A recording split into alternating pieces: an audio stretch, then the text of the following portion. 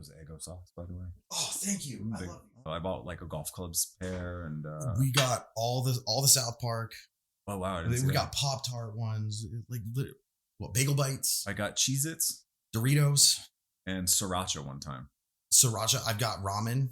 Ooh. They had a Forrest Gump pair. Dude, they're like yellow. It's got the little like feather. I'm such a sock person that like I don't know why or what it is. It maybe like feel like I'm in a shield of armor when I have socks on. I'm like a sock person like when I shouldn't be.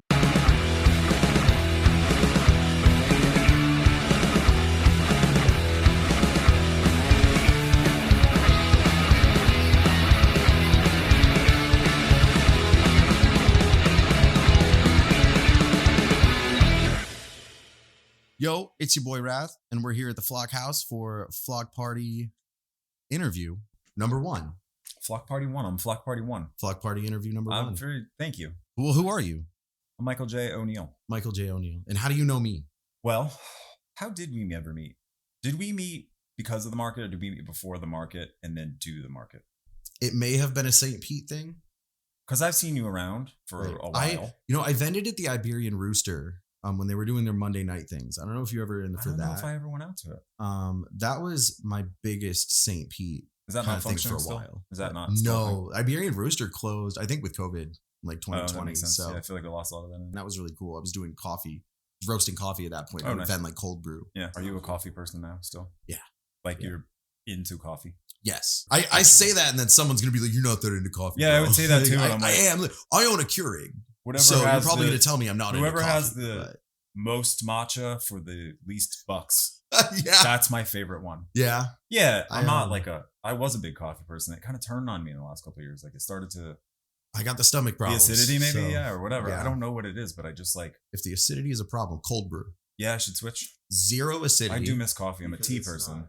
Dude, cold brew is like drinking coffee tea. Sure. Especially if you do it right. If you do it yourself and you can control it. I use the spring water and everything. Yeah. And I swear it's magic. Right. Like I swear this stuff is like gets me going. It's the best tasting stuff I've ever had. The ritual of coffee is better than coffee. You think?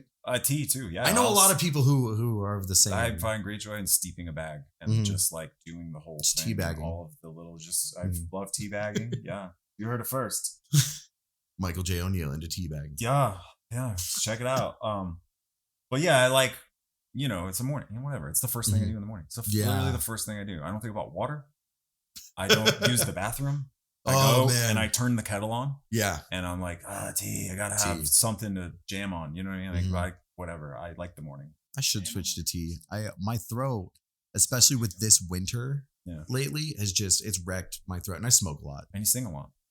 That's the problem. Yeah. It's like, dude, last 2 tours ago, I was smoking like a lot of blunts on tour. And I just like my voice halfway through just completely lost. And I was like, dude, I was really glad that we had a day off to just chill and throat coat and do the whole thing. All that. Yeah. But like, with the coffee and it being cold and like going into allergy season, like my throat. It's all working against you. Yeah. I've never been a singer of a band and I've just kind of backed up and filled in and kind of did my part as a string person, but even that was minimal. So strings is that guitar, bass? Yeah, all both. Okay. I play guitar a long time. Nice. Bass I picked up again more recently in the last couple of years. Like I currently would say that I'm playing bass, but I'm not really doing anything that fun with it. Yeah. Like I'm just kind of like in and out of projects and you know how it is. The freedom of being the only person kind of outweighs like the zero collaboration aspect, which I like. Like I like to play with people, but right now that's just kind of what I'm doing or whatever. And it's just so overwhelming sometimes where you're just like, okay, there's some layers of things happening and I can hear this thing is starting to form up and shape up or whatever. I can't really see the end, but that's kind of why you do it in the first place, It's just like the result is almost nothing to me. You know what I mean? You know the last compilation I bought? It was called TV Tunes. What's that? TV is it Tunes. Theme songs? No, it's not theme songs. It's advertisements and jingles. It's on a cassette tape. And they're the only reason the record label that did that is the only reason 9 Inch Nails like exists. We heard a couple recently, even yesterday. I was listening to the Nuggets compilations. You ever listen to them? No. They're like these kind of, I think maybe late 80s, 90s, they started to come around. I'm not sure what the timeline is for when they started to get compiled, but they're like all of these really great like psych and kind of garage rock and like true like underground gems of this genre, and they're all kind of good. It's like an overwhelming like 4 hours of a compilation. They're just one after the other. They're all kind of similar, but they're all really good, and most of them fade out. Yeah. And I was just kind of laying out, just hanging out, just like staring into the sky, listening to this thing yesterday, and I'm like, God damn, another fade out. They could have went 3 more minutes. We could have had the chorus again, because the chorus was the whole, all of those songs is just the chorus anyway. Right. It's like, what do we do to get to this brilliant, like, pop chorus thing? You know what I mean? We'll do that 3 times, and then we'll chorus. But then it just starts to slip away.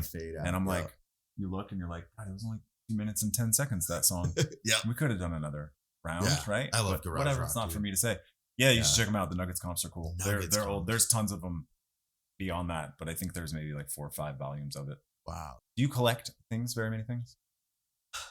Like, are you always out just kind of hunting and seeking for like another thing for a collection? Because I'm not really. I will browse. I want to say it's more experience based. Okay, it's more like if I'm somewhere, right, and I find a token, that's the move. You know, like I'm not usually looking for it, but if it finds me, I'm like, I need that. There's no way I could walk away from this purchase. Right. But you don't archive things, and you're not after like every stamp in the world. I can't. I don't have the mental capacity for any or the real collecting. Yeah, that same, too. I mean, like mental space, physical space. Like I don't like, you know. I live in money. Oh yeah, and money sucks. I'm not Henry Rollins, dude. I wish I was. Yeah. But like, I don't have the means to have all of the things that I. And so I have very much learned to be like very happy with what I can get. Sure. You know, whatever I can get my hands on is like, that's the prize. I don't give a shit. Yeah. I have like I don't care if you have 50. My prized possessions are like the most invaluable, dumb little things. Right. Like I came across one of them recently or whatever. And it was a mailer that I did like 15 years ago from Discord. Right. Nice. And they're one of those, you know, houses where I'm always just trying to like, I want to go direct to the source, you know? Yeah. Granted, it's distributed everywhere, and like distributors have to survive too.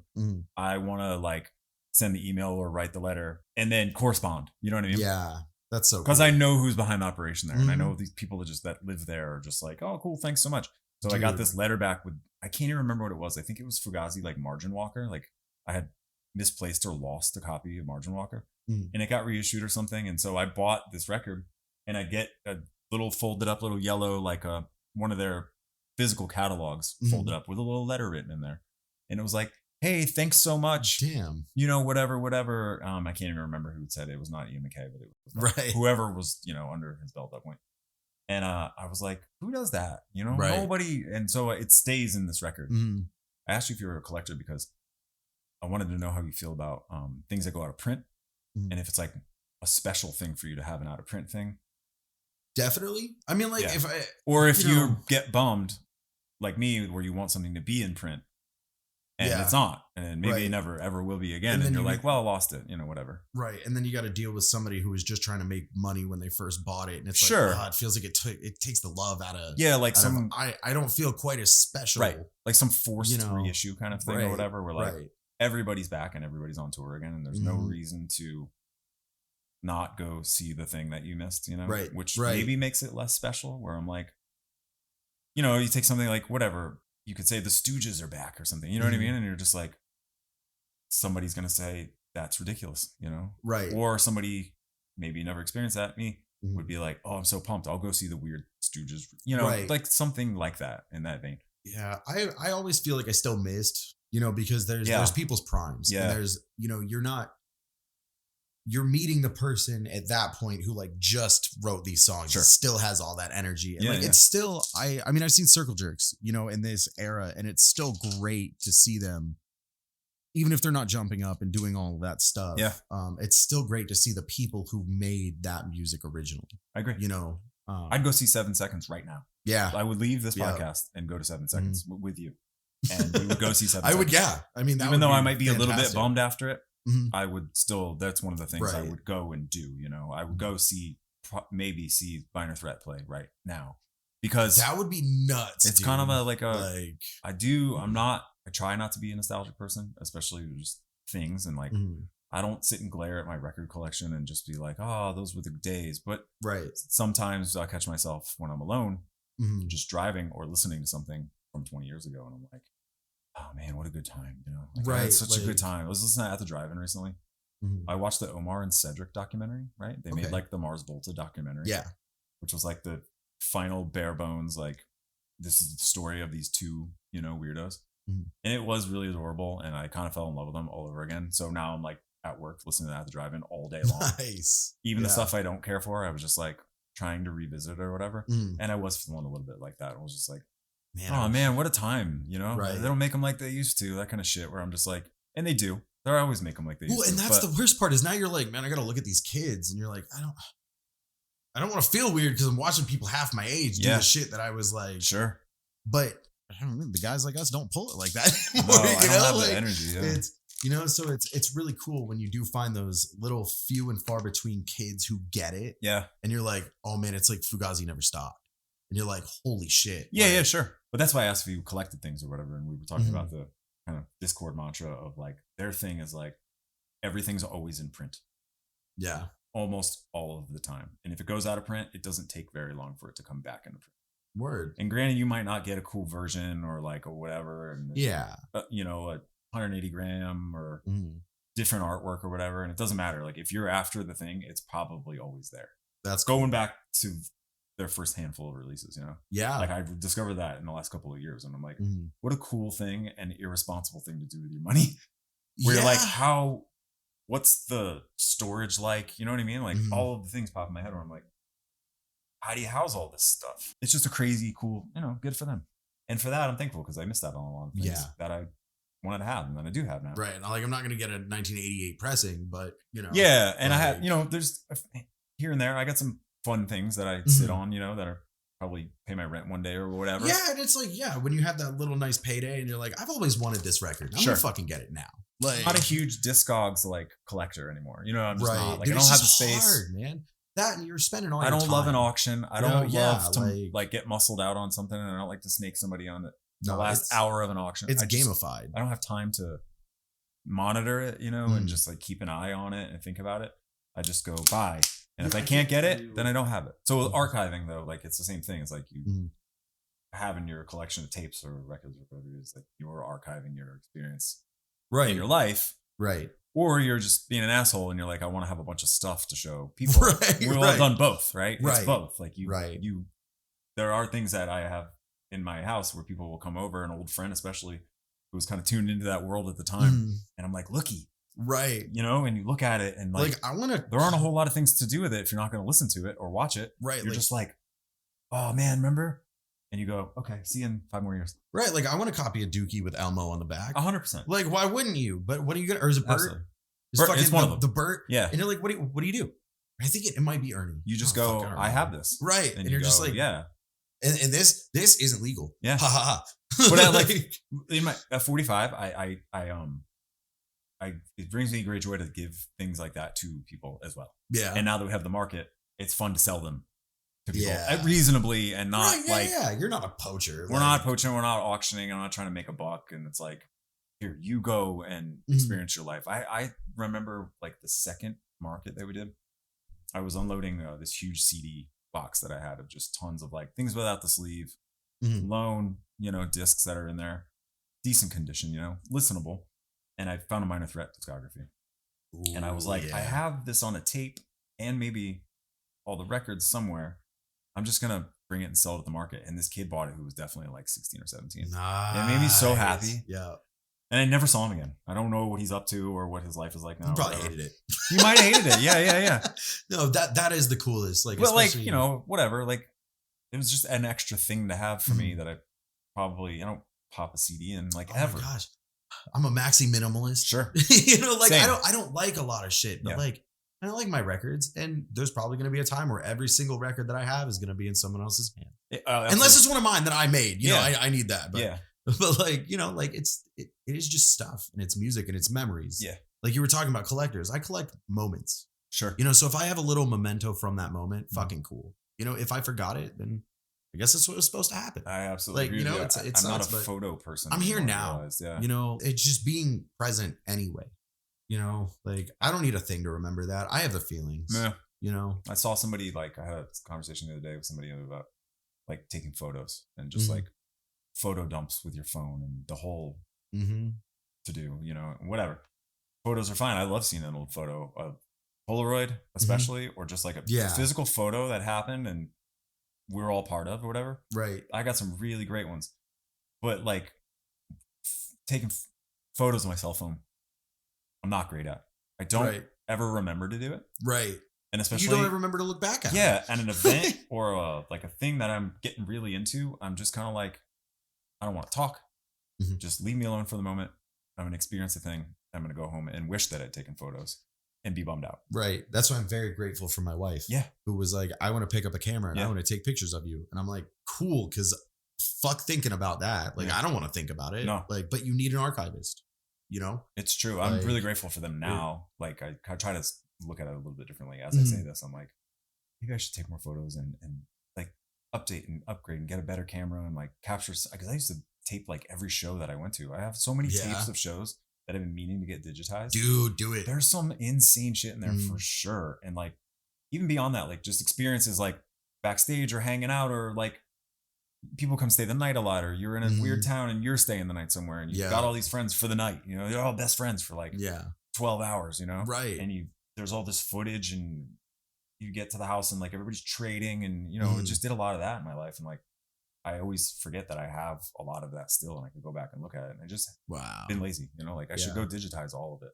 There's a lot of people, dude, the YouTube is great because there are local people around here. There's a local guy who takes all the old tapes and CDs. I love that. From like local bands. And he'll put them up on YouTube. So there's like, I found a few. Lame is up there. Really? All the I found a Lame 7-inch at a estate sale or a yard sale last year. No shit. And I never got around to listening to it, but I flipped through it all the time and I'm like, I gotta play this Lame 7-inch. I'll fucking buy it off you too if you ever want. Mint green, and it has like a stopwatch maybe on the cover, or it just says Lame very, and I can see the font. It like almost looks like a cheese doodle font. Yeah. In a weird way. And then there's like a device on the front. It's like a stopwatch or an alarm clock, maybe, or a compass or something.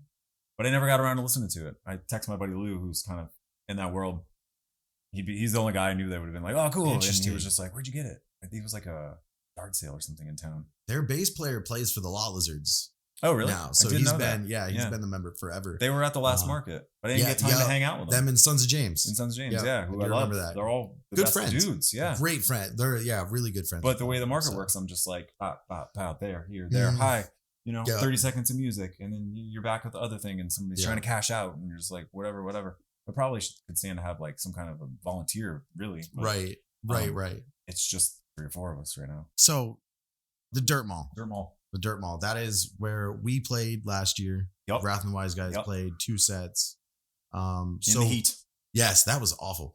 I felt bad. Like I've said before, like I feel like you did a costume change, very bad, which was brilliant. I wore a dress. You had a dress for like the second set. Second set, that was fun. That was sexy set.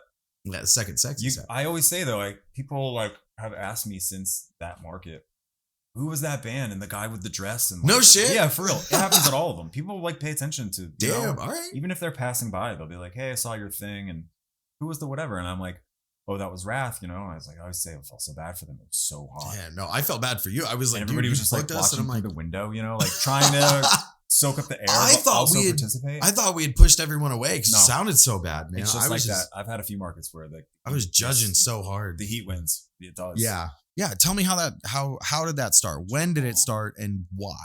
How did Dirt Mall start?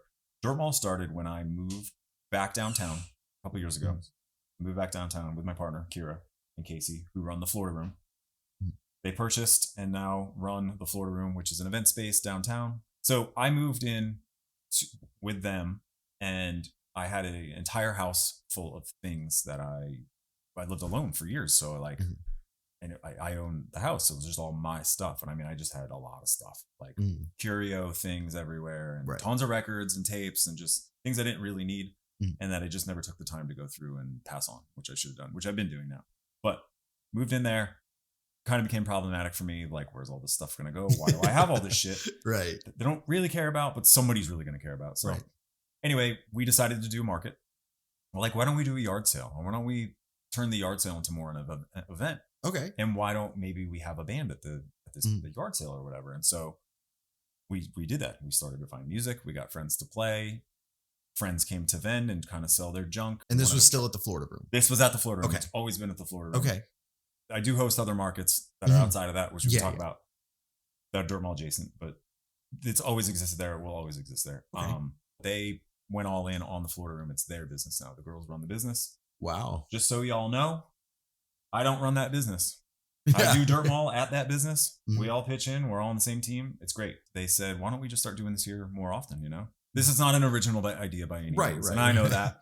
It's just an extension of another thing and 10 other things, really. You know, it's our version of the punk rock flea market, we'll say, or whatever. Right. Which I've been to for years and is always a fun time. And I'm like, why don't we just start spinning it that way, you know? I never meant for any of it to happen. It was just kind of like, how do I get rid of my stuff? Yeah. And have a good time doing it. Wow. And then we did another. And then we started working with some more artists, visual artists and designers and stuff like that. And it's cool the way like Homeboy Network works. You know, everybody's doing a thing right now, like in their adult life that we all kind of dipped in on 25 years ago. And there's just like a more exaggerated, like, you know, a job really. Right. And not that dirt mall is a job for me, but it's like almost, you know, right. I mean, it's work. It's work. Labor. It's tons of work. Yeah. It's tons of work. And I wouldn't say I do it by myself. There's tons of help, but like, it's just become this like fun thing that people expect to happen now, kind of. And I'm always just kind of I expect it. I mean, I live here, so, you know. No, that's cool. And it's for local people. That's what it is. Like anybody can drive out to St. Peter, you know, to Tampa, no diss to any of those markets or events. Right.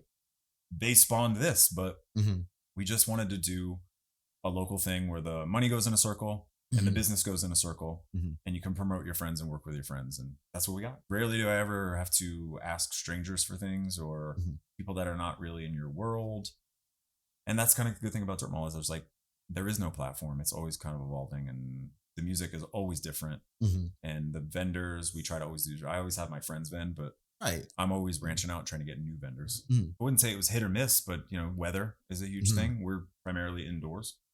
The bands, I like to have the bands play outside, but the weather doesn't always allow for that. Sometimes it's too cold. Right, you know? Right. Usually too hot, but sometimes. So yeah, that's kind of where we're at right now with it.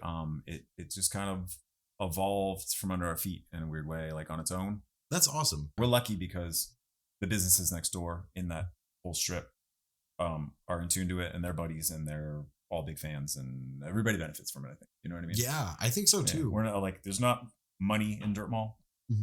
The community is the thing. Right. And sometimes there's a few dollars here and there, you know what I mean? And you're like, oh, I didn't just put everybody out for nothing. Right. And that's a good feeling. Right. But sometimes it happens. Like, you know, when it gets hot, people just don't come out. Right. And they want to go indoors if they come out. Right. Yeah, true that. So we lucked out Ordinance 1, the bar next door. We're all, you know, friends. They'll put the bands inside when needed be, rain, whatever. They do Monufest, don't they? They do Monufest. It's coming up soon. I think it's like the 14th of April. Put Wrath on the next Monufest. It's just a cool community that I didn't realize we even had, you know. Almost real. Everybody that's hangs at Dirt Mall and it's kind of in that world right now in downtown Main Street-ish kind of thing. Everybody works in town. Everybody just hangs all the time. Most of us are neighbors, which is cool. I lived in Tampa for a while. It was the same thing there. Grew up. Got introduced to this really tight-knit hardcore punk community. Everybody was working at a record shop. Everybody had a zine. When I say everybody, it was 25 people. Played in the same 8 bands, you know what I mean? Right, yeah. And now everyone's in their 40s and they're all doing the same thing. And everybody's just kind of evolved into the next thing. But they all have like a charm of the pre-existing thing to me, you know? Like I always know when I hear or see something that I'm like, yeah, you know, it's those guys doing that thing or whatever. Right, right. Like I think the Monufest this year, Meat Wound of Tampa. Yeah. Meat Wound fans. Yeah. Super cool guys. Incredible band. Pretty overlooked to me. Yeah. Not even in the Florida sense, but just regional sense. I know they don't like tour a lot and stuff, but Meat Wound should be on more radars. They got a new record coming out. Maybe they will be. But yeah, I'm pumped about them playing this year. Yeah. Hell yeah. It's always so good. Yeah, it's a nice time and it's like a quick thing. And, you know, like I would think that those guys and myself, we like to have more tourists, you know, in a way. I think people get a little bit are weird about towny tourism. Right. I'm not. If you come to the market, I like meeting people all the time and I don't meet tons of people, but you can tell when a thing is working when you meet somebody and they're like, oh, I saw it online. I'm from Pinellas Park. I just saw the flyer. Well, the Lakeland flea market is all like that too. Huge. You know, I mean, you get people from Orlando, Tampa, because there's nothing in Lakeland. Right. It's a good as spot far as for this. that. Yeah. And on that, in the realm of like all the different markets and how they spawn each other and stuff. Especially lately, I've seen like, you know, shade being thrown at like different markets and stuff. And they're like, yeah, it's not the original. This guy was the original. I'm like, first of all, nobody was the first punk rock flea market. Wasn't it? Wasn't that just people at shows who were hawking their art? Yeah, you're going down like a Hot Topic road now. And I'm like, listen, dude, you have every different place. Sure. You can be in Bradenton, St. Pete, Lakeland, Port Richey. We've all got our places. And some people don't want to leave. Yeah. So some people from Port Richey aren't going to go to a St. Pete market. Sure. And you're still giving artists an opportunity and bands an opportunity to show themselves. That's what it's all about. Yeah. It's not a huge to-do.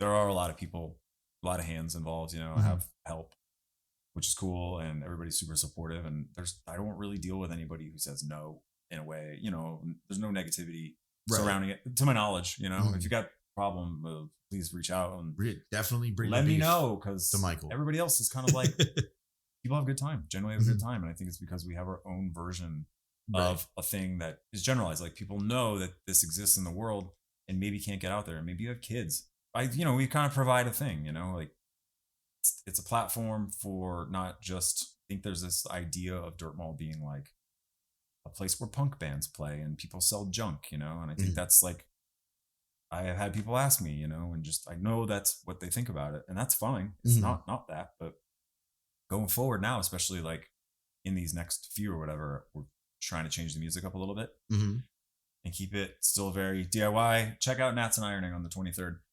It's definitely a step in a different direction for us because we do host a lot of local hardcore and punk, metal and punk and, you know, ...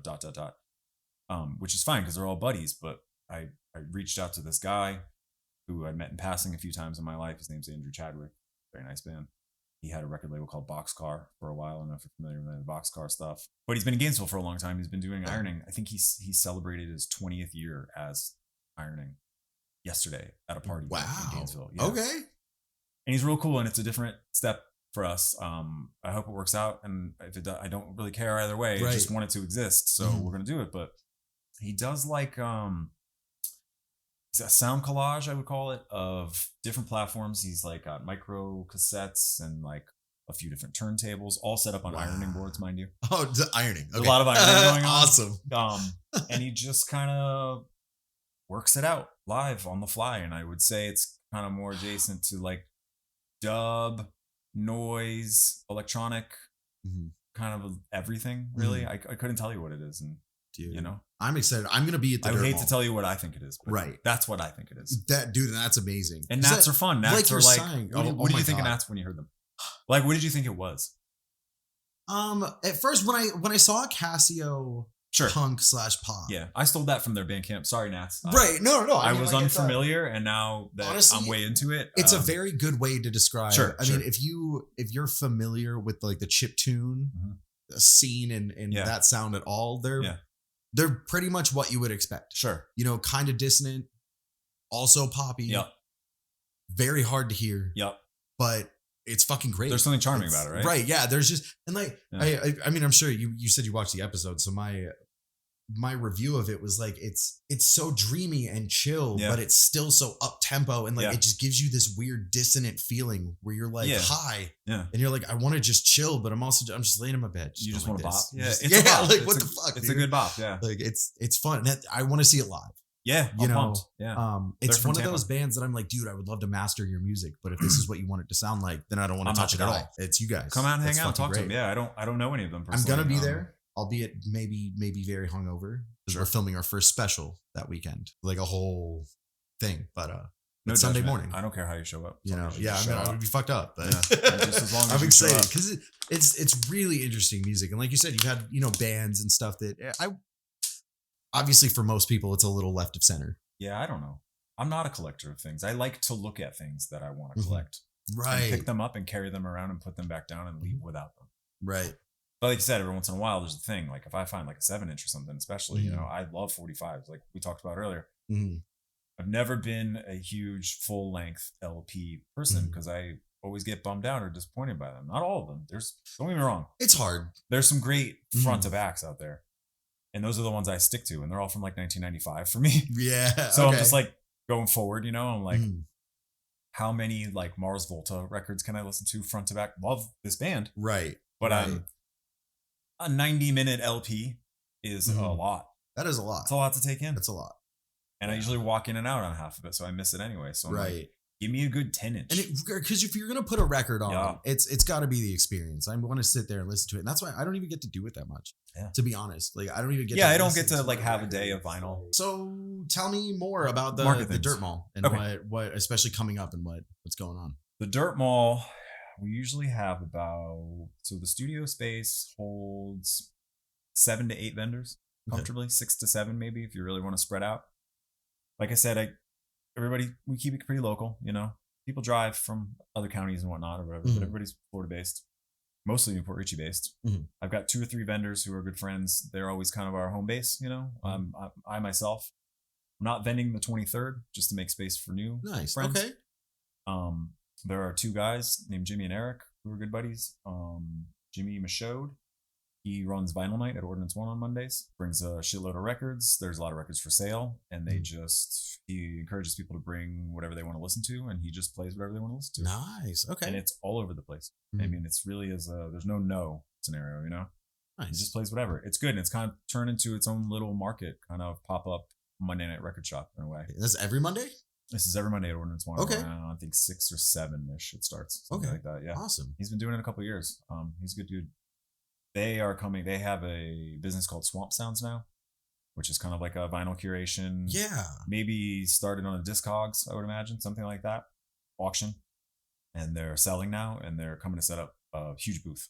Nice. Full of vinyl records. Yeah. Nice. Yeah. And a listening station. And I think they're washing vinyl too. They have like this cool ultrasonic machine. I've seen those. That's where it kind of spins through the hotel pan. Dude, that's cool. I haven't seen it in person, but I saw some video of it, and he asked me if they could bring it. So they're going to be doing that. Swamp Sounds will be washing vinyl and selling vinyl. Come get your vinyls. But I usually sell records and tapes, just because just from my own collection. Like I just have stuff that I want to get rid of still. Right. And I'll shop around every once in a while. I need it to exist though. It just somebody has to have music there. Right. So I'm going to bail out on this one, and those guys are going to come in and sell vinyl records. All right. But we have a ton of clothing. There's a lot of like housewares, antiques. I have a girl coming with like artwork of hers. She does like black and white ink, like negative space stuff on big canvases. Ooh. There's a plant person, an orchid person. Love plant people. There's like a crochet booth. Everything's, I always try to keep it vintage just because I like the sustainability of like a shitty old thing, rather than like a new like fast fashion kind disposable. Yep. It's all garbage, and I'm like inherently cheap person, so I want to buy a $5 t-shirt at a retail place, but it's just kind of not real anymore. Right. Yeah. And like those kinds of places are it's just landfill stuff. You know what I mean? It's just no whatever. So I quit buying retail like in the last couple of years, like altogether. It is kind of rough, but I've tried to stick to it, especially with all these markets now. There's like, you can go buy used things anywhere. Yeah. Thrifting is huge and always has been, but now there's just the availability of markets, especially with music. You can go buy used records. Yeah. In any part of town, on a Sunday somewhere, which is cool, and see a show. Yeah. So I try to stick to that. I think the market honestly is second to the show to me. Like I'm more interested to bring. Yeah, I get more giddy and excited to wrangle people to play and just kind of hashing out what the performance is going to be like is kind of first to me to the market. Don't get me wrong, they're both great. It's just it's all one thing, but we can't have one without the other. Like I would refuse to do the market without bands and a show without an activity. Yeah. I mean, that's good. As a person who isn't able to spend a lot all the time, especially like that's my favorite aspect of the punk rock flea markets and stuff is having a daytime show with a lot of people, like a nice big audience, and there's nothing to do on a Sunday. Right. As opposed to just, we're always holed up at punk shows and we're going to have the same 20 people. And now same records. Like, we're outside. Same bands, and I've had a few repeat, like, I'll bring a band back every weekend if they wanted to come and play. But at some point you start thinking about who comes to Dirt Mall, and what kind of people are going to come, and you got to reach more people and whatever. And this show is definitely a little weirder than the previous ones. And I'm really pumped about that. I'm interested to see where it goes and see how far we can take it next time. Yeah, and I mean, people need exposure to it. For sure. I think even in a negative way. Even if it's not for you, you just have to know people need to know it exists. Yeah. That art is still real. Whatever you can do to get especially a normal person, away from, even if it's a jarring experience, get them away from the normal. I kind of need that. Yeah, yeah. You know, like that's one of my biggest things is just making people, for as long as they can, forget that 9 to 5 or the grind or whatever society is making you feel like you need to do. Yep. To do something you don't need to do. Yeah. Do something weird. Immersive. Just something weird. Yeah, something that doesn't matter. And like, where else? I always think about, growing up in the early 2000s or whatever, and just being like, getting really into music and this kind of counterculture kind of thing, young in my teens or whatever, like we all do. There was just like so much of it. It was hard to do then, and just watching people that I knew put these things together was a struggle.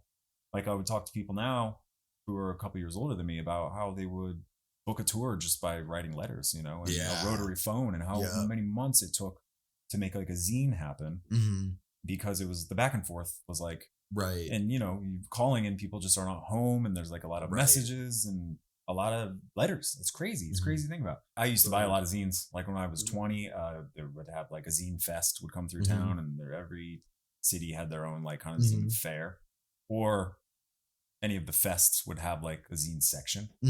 Like the early days of the fest in Gainesville. Yeah.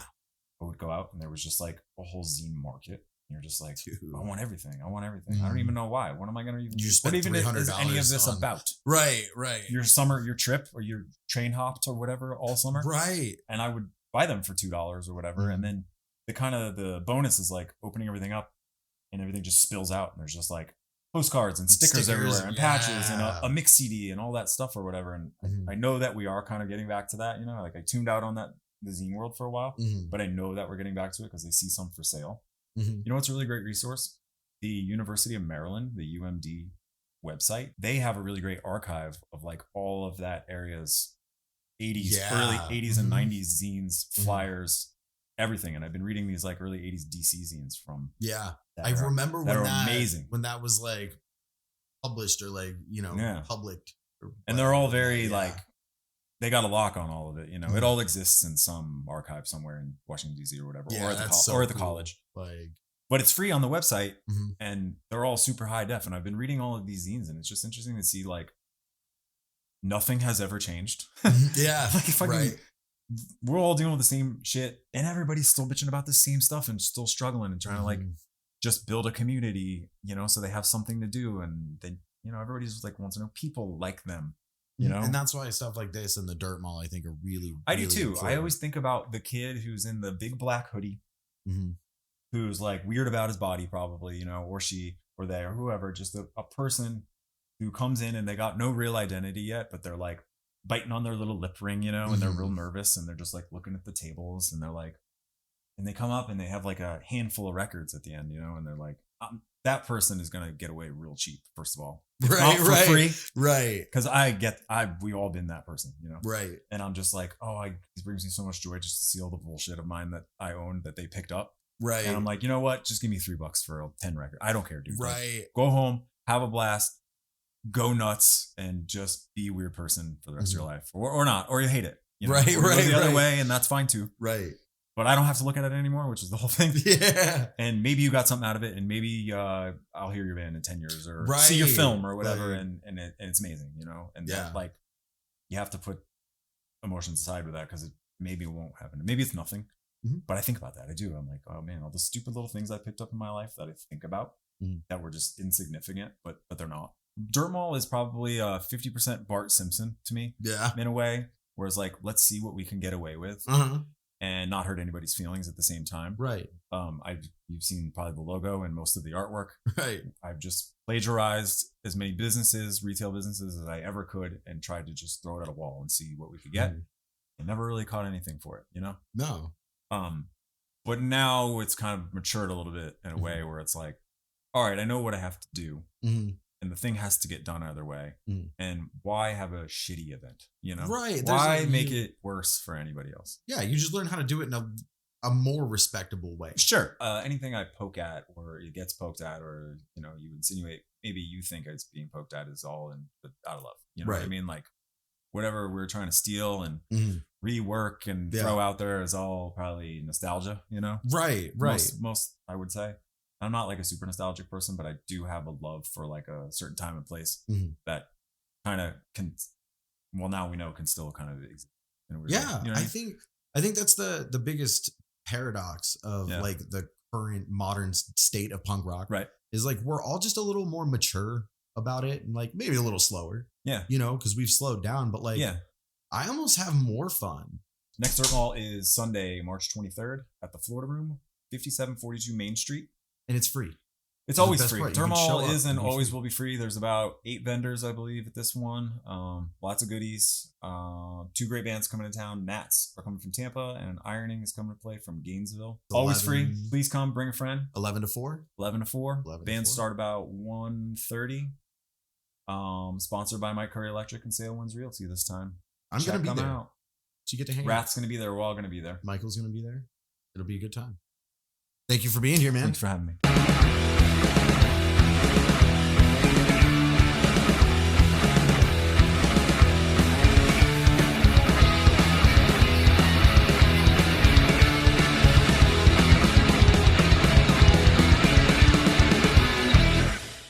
Who's in charge here?